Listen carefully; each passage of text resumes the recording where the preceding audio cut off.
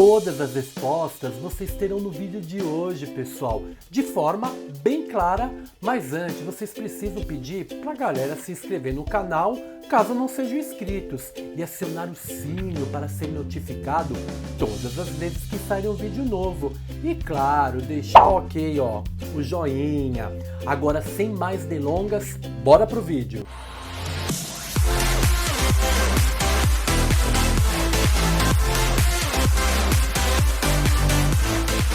Hoje, galera, vamos destrinchar a Revolução Francesa. Foi uma fase que durou 10 anos, entre 1789 e 1799.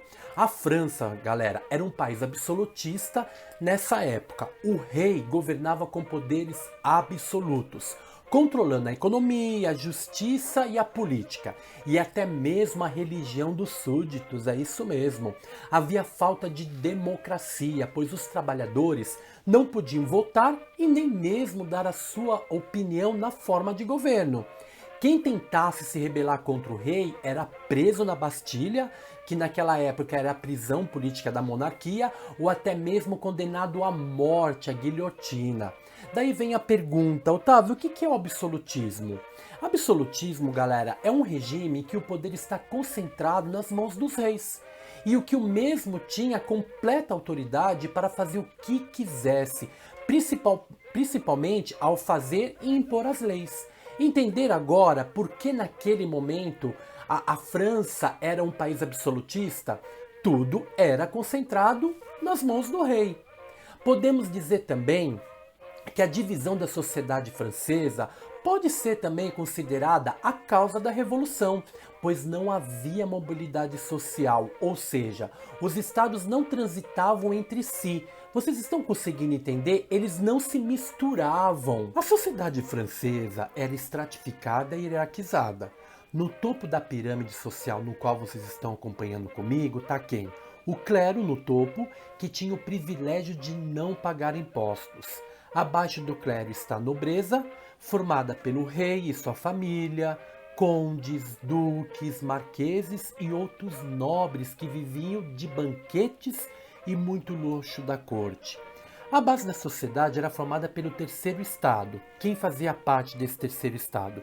Trabalhadores, camponeses e a burguesia, sendo estes da base os que mais sofriam com impostos, ou seja, eles trabalhavam como louco para bancar o quê? O luxo do clero e da nobreza. A França não estava nada bem por causa de uma série de fatores. Daí a revolução acontece e é o que vamos ver agora. Eu vou destacar para vocês as principais causas da revolução. A crise financeira. O problema todo estava porque se gastava mais do que se arrecadava. Grande parte deste gasto estava ligado diretamente ao luxo da corte, ou seja, o Estado francês sustentava a nobreza. Ideias iluministas. As ideias de liberdade, igualdade, fraternidade influenciaram os rumos da revolução desde o início. O iluminismo era contra o absolutismo, privilégio a poucos. Tinha o apoio de quem? Da burguesia, pois os pensadores e os burgueses tinham interesses em comum. E claro que o clero e a nobreza não queriam isso, porque eles tinham privilégios que o povo não tinha. Por isso, de serem contra o quê? O iluminismo. Outra causa, gastos com a guerra. Os gastos desnecessários também eram um dos grandes males do país, sobretudo aqueles relacionados com guerras desnecessárias, como a Revolução Americana, a Guerra dos 7 Anos. Esses fatores endividaram bastante o governo e destruíram a economia francesa. Próxima causa, a queda da produção agrícola. O que aconteceu? A colheita naquela época ela foi péssima por causa do fator climático que acabou gerando fome e miséria na França. Eu vou citar um exemplo para vocês entenderem o que de fato aconteceu. A produção do trigo, um problema, é um problema que vocês vão entender. O que acontece? Por conta do fator climático, o trigo, a produção do trigo ele caiu e com isso o preço do pão aumentava.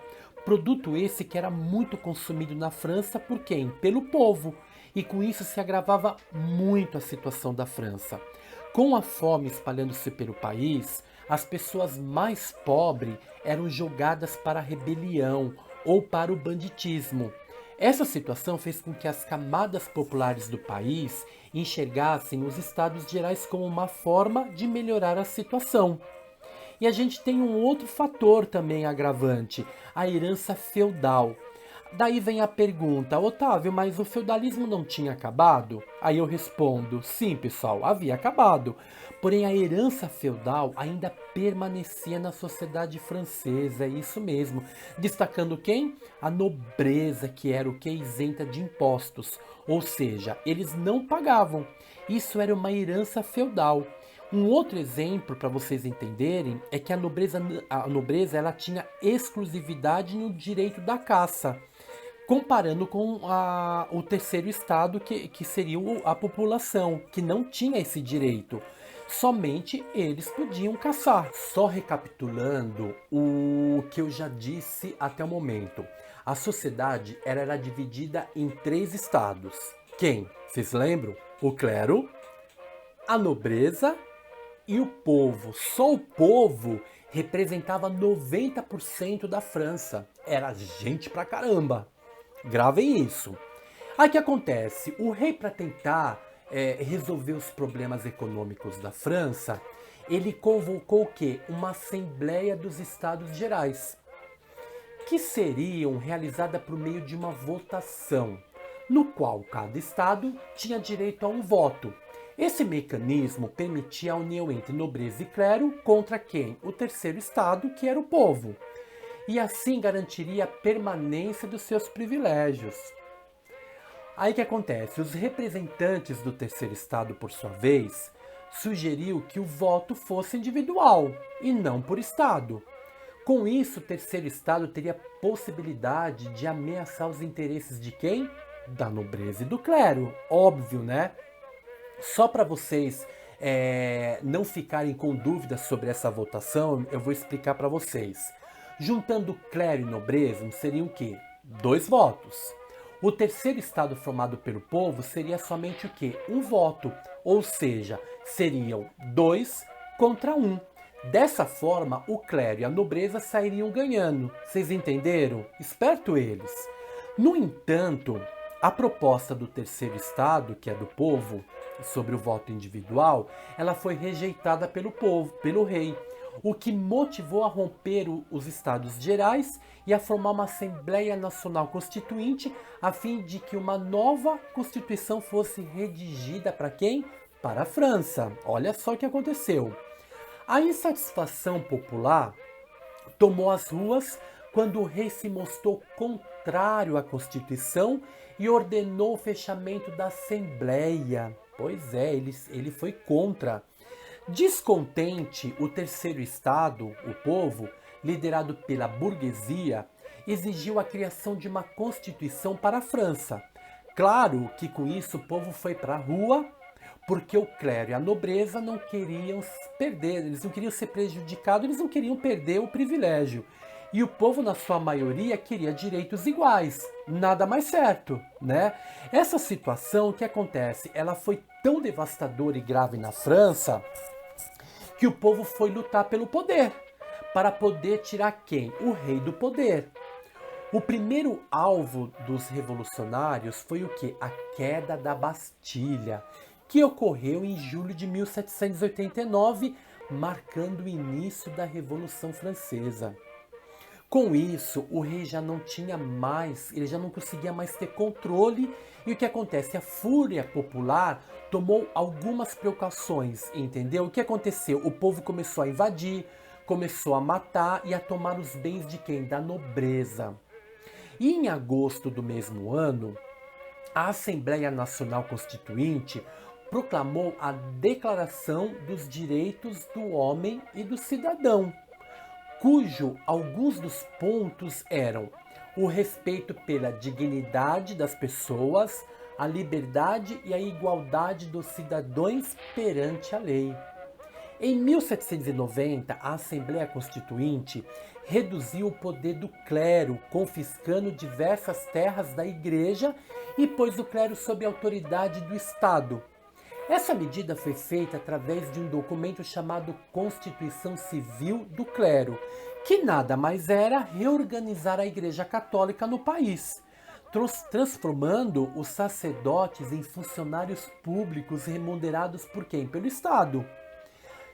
E aí, em 1792, houve uma tentativa franco-prussiana de devolver os poderes da monarquia francesa. O que aconteceu? Falhou, pois os revolucionários com a sua Guarda Nacional derrotaram os invasores cantando a Marsilhesa, se é assim que fala, que até hoje é lembrada e cantada. Vocês sabiam? Foi um marco da Revolução Francesa e tinha como finalidade incentivar as tropas francesas para proteger quem? O rei Luís. E o que acontece? O rei ele foi julgado, considerado um traidor da França e decapitado na guilhotina, a navalha nacional. Também um dos maiores símbolos da Revolução. E o que acontece? Depois disso começou a República Jacobina, um grupo da burguesia que era mais próxima do povo. Esse período ele foi marcado por algumas conquistas populares, como o fim da escravidão nas colônias, o fim dos direitos feudais sobre a terra, inclusive o início de uma distribuição de terras na França, e o fim do voto censitário, sim, o sufrágio universal masculino. Mas a instabilidade política e o medo contra a Revolução levou os jacobinos à radicalização, o chamado período de terror, que durou de 1792 a 1795, levando milhares de perseguidos políticos à guilhotina.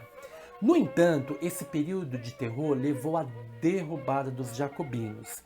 Depois disso, houve uma forte crise econômica na França e com isso teve o fim à Revolução, chegando em 1799, quando o jovem general francês Napoleão Bonaparte deu o golpe do 18 Brumário. O que era?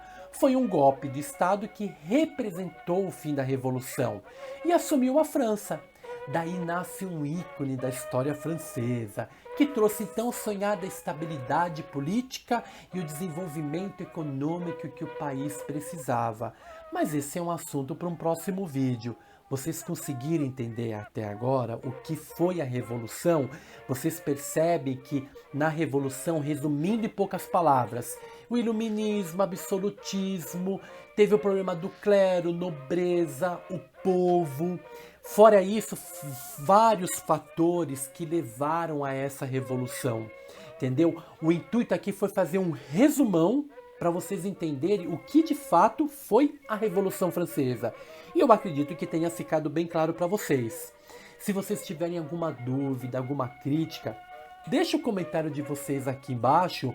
E se vocês gostaram do vídeo, deixa o like de vocês e se inscrevam no canal, caso vocês não sejam inscritos, e compartilhem com seus amigos, colegas, porque assim, na escola às vezes o professor ele explica, ele dá matéria, mas muitas vezes a gente acaba ficando com dúvida.